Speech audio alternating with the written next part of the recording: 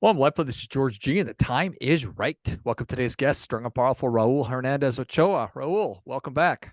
Thanks for having me, man. Excited to have you back on. Raul is the author of Productive Profits. He is the host of the Do Good Work podcast. He's serving bootstrap business owners, helping them reach their impact and revenue goals, and he's helping to transform marketing agencies into high profit agencies. Raul, tell us a little bit about your personal life, some more about your work, why you do what you do. Well, man, last time I was here, my son wasn't born, but now I have a little one running around. So he's the owner of downstairs. Let's just put it that way. It's Gabriel's kingdom. When I'm not working, I'm either trying to surf, going out there and do my best, or chasing my son around, or walking with the family on our golden retriever. And she is fun and crazy and 75 pounds. So I keep it pretty simple, man. I listen to books while I work. While I walk. And when I'm not working, I'm just doing one of those couple things. So that's I guess that's what I do, being able to control the day and be able to spend time as see my son grow. And is that what most everybody wants?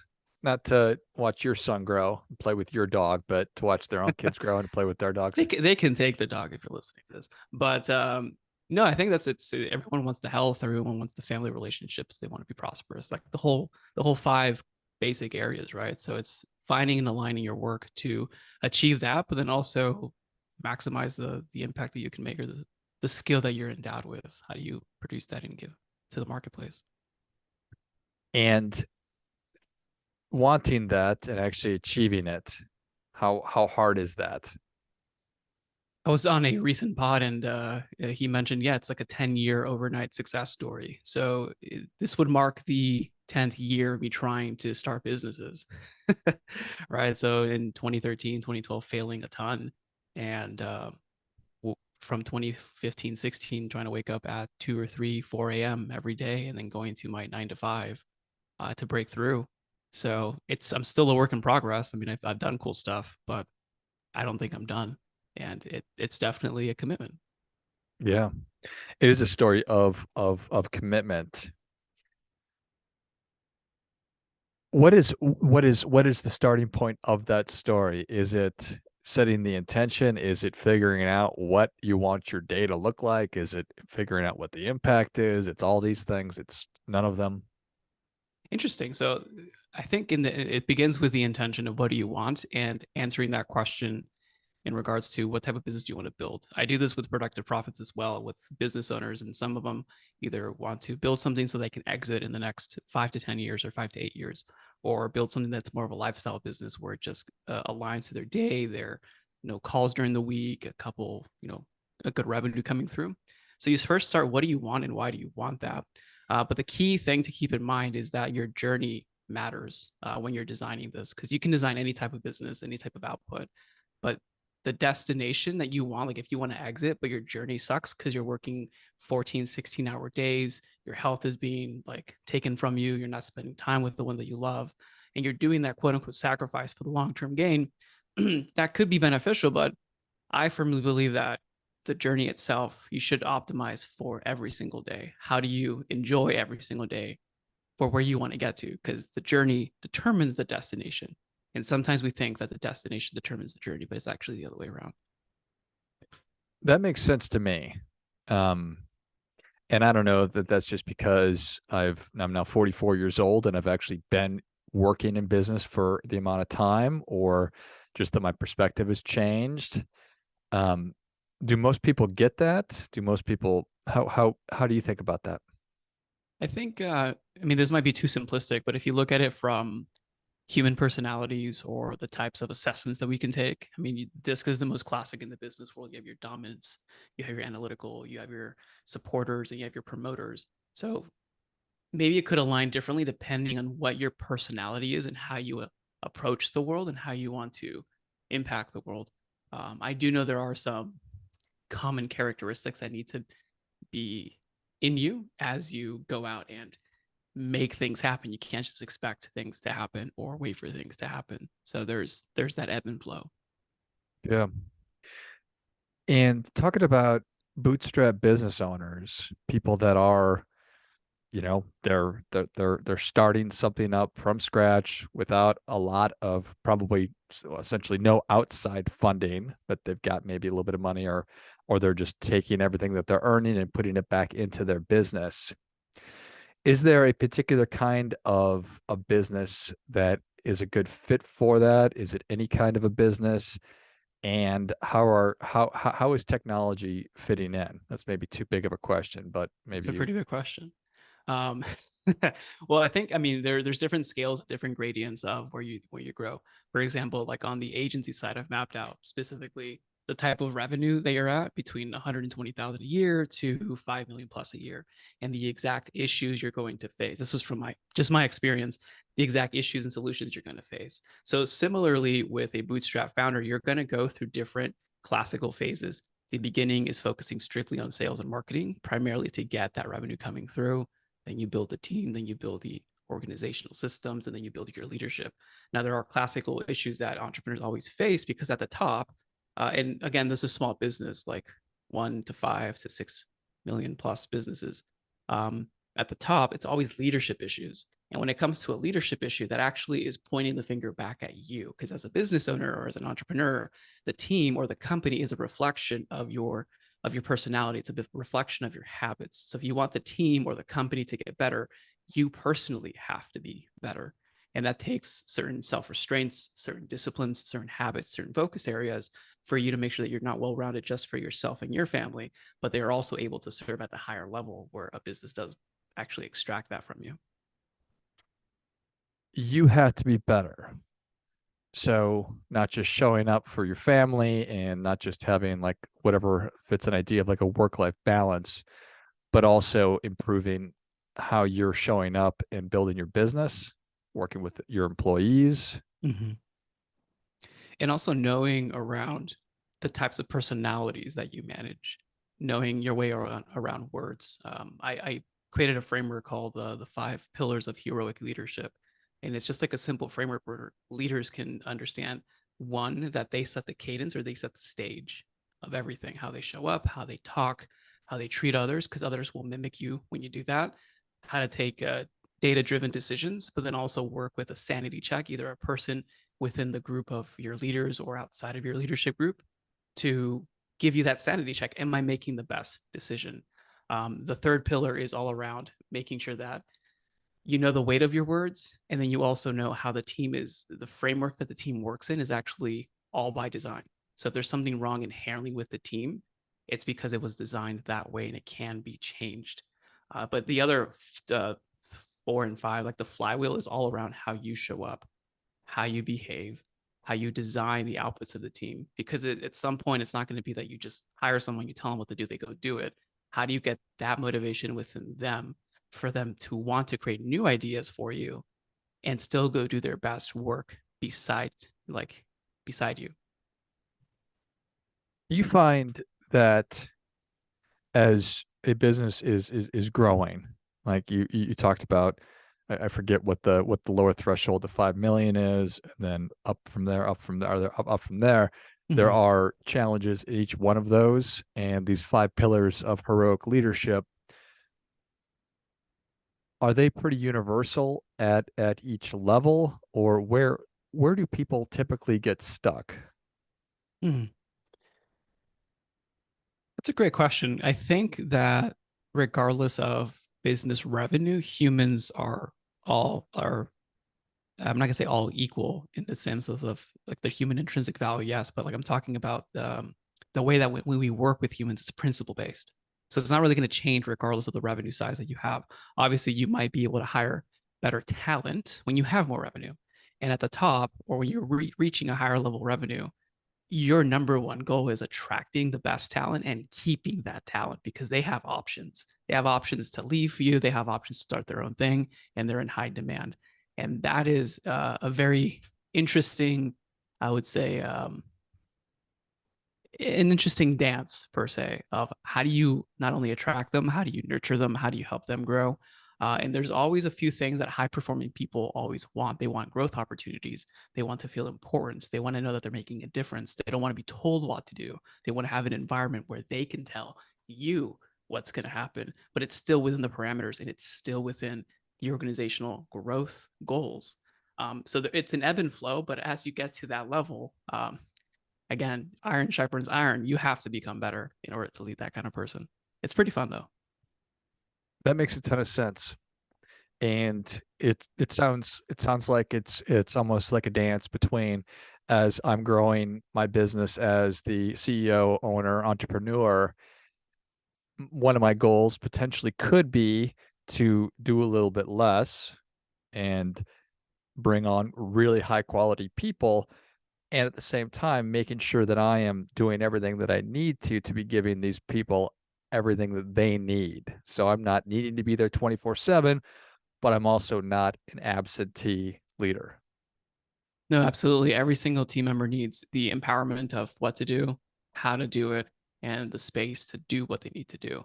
And there is you might be thinking as you hear this that you're doing this with your team, you want to step back a little bit and you want to focus on big other projects or other things that are passionate for you. There is, I'm not sure how to define this just yet. This could be something that we can create a framework around as I talk to different leaders, but there is a threshold where you might leave too soon and it actually collapses without you. And when do you know you've reached that threshold where it's safe for you to start backing out a little bit at a time, 10% here, 20% there? Obviously, there's some systematic things that you need to have in place, like the operating system of the business running correctly, your sales tuning correctly, et cetera, et cetera. But I've seen it where you step away too soon and then you come back 12 months later and like, this isn't my company. What happened to my company? Yeah. And I think that we've probably all at some point been aware of an organization or worked with an organization where that has been the case. So Mm-hmm. people need to know what to do, they need to know how to do it, and they need the space to be able to do it. And I think that that is a really universal and valuable, those are three really universal and valuable things to keep in mind and make sure that, have I trained the people to do what it is they need to do? Am I really clear in what my expectations are? And am I giving them the autonomy to be able to execute in the way that they see fit based on the parameters that I've shared with them? 100%. And there's even three levels above that that you can focus on. It's more on the softer side is, are you optimistic in your conversations with them? Do they see themselves in the future? Do you have empathy with them? A lot of people desire a safe space to work.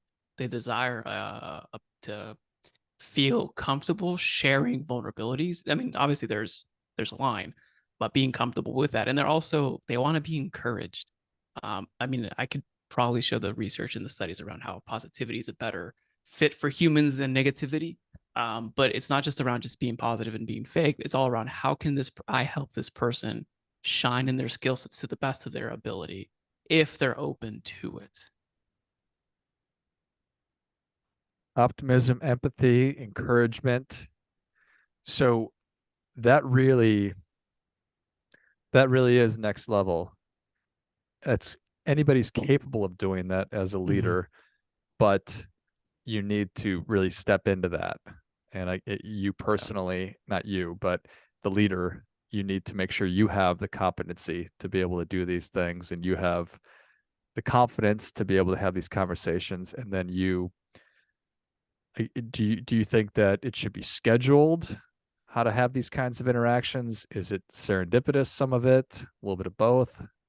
I think the one thing that I've found, because I'm even seeing myself leading quite a bit, hundreds of people online, digitally, it's you become almost a coach and you find your own cadence with each team members. I remember I was responsible for leading a revenue team in-house and helping them grow. And I would do asynchronous, updates to the team, and then one-on-ones, how can I support you asynchronously, either through voice memos or usually just voice memos, but then getting on very specific calls once a month and how is your career? How can I help you? What are you growing in?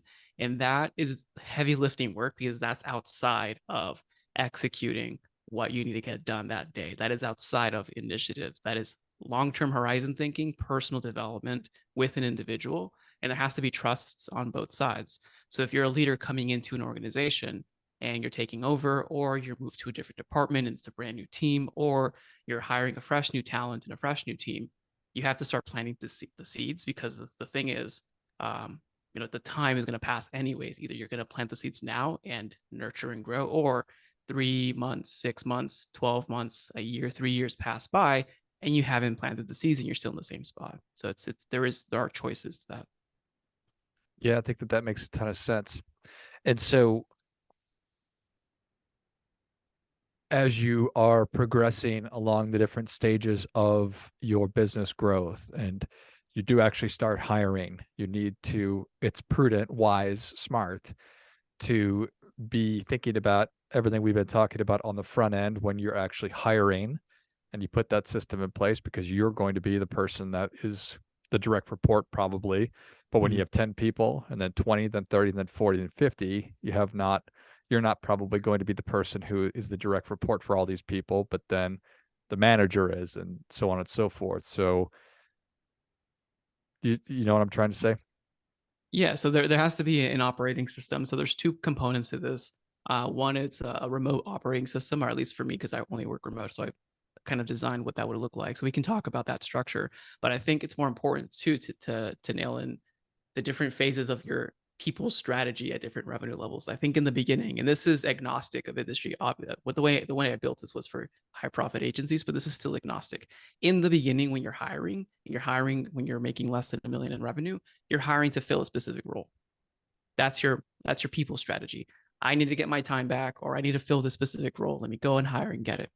As you start moving up the chain in revenue size and in growth, you start hiring based on either the values that you have as a company, either as the missions or the goals that you want to achieve, or at the core standard. And your people strategy goes around hiring for a role, getting my time back, hiring for specific talent, hiring for someone who can be able to lead a team and manage or even be better than I am. I've worked with founders who are afraid to hire specific positions because they're afraid that they don't know how to manage that person because they're more knowledgeable in that core function that they are. That's perfectly fine.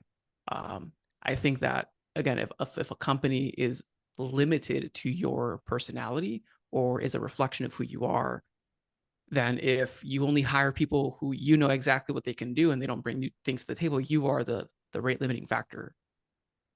And so it's something to keep in mind as you grow and as you scale. But you start hiring for different reasons, for experience, for partnership, for mindset, for leadership. But it all ties back to where you're at in that growth trajectory. I think that makes a ton of sense. I appreciate you clarifying that.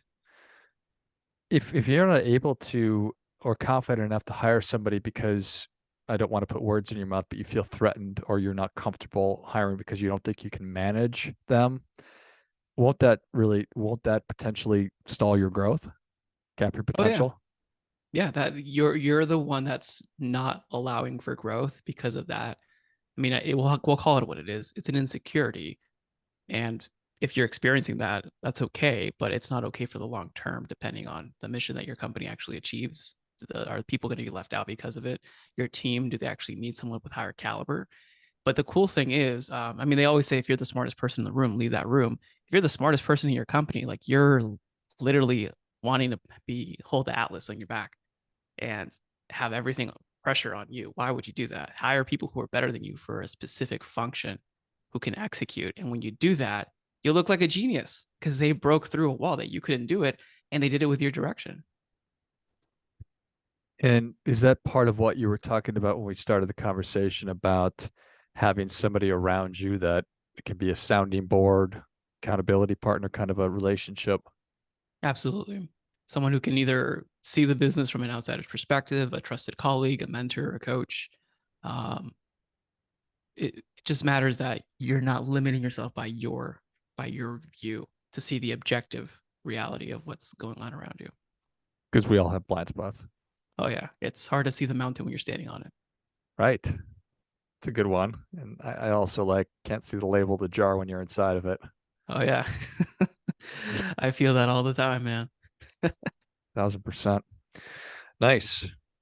Well, I felt like I asked you some bad questions, but we eventually got you were smart enough to be able to guide me to some really helpful frameworks. And I think that this people strategy was really, really helpful. and the different levels of optimism and empathy and encouraging. I think that that's really important for people who are trying to build organizations and have that impact. And the earlier you can start on this stuff, the better. Mm-hmm. Absolutely, especially in the remote workforce, in the remote world that we're in. Yeah. Well, Raul, thank you so much for coming back on. Where can people learn more about you? How can they engage with you? The best place is just the website, dogoodwork.io. And you can connect with me on LinkedIn personally, and we can chat from there.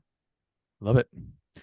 Well, if you enjoyed as much as I did, show Raul your appreciation and share today's show with a friend who also appreciates good ideas. Go to dogoodwork.io and track Raul down on LinkedIn as well, and connect with them and have a conversation to find out if the frameworks and the approaches that we've been talking about can help you and your business get to where you want to go and have the impact and the revenue that you're interested in having. Thanks again, Raul. Thank you, George. And until next time, remember, do your part by doing your best.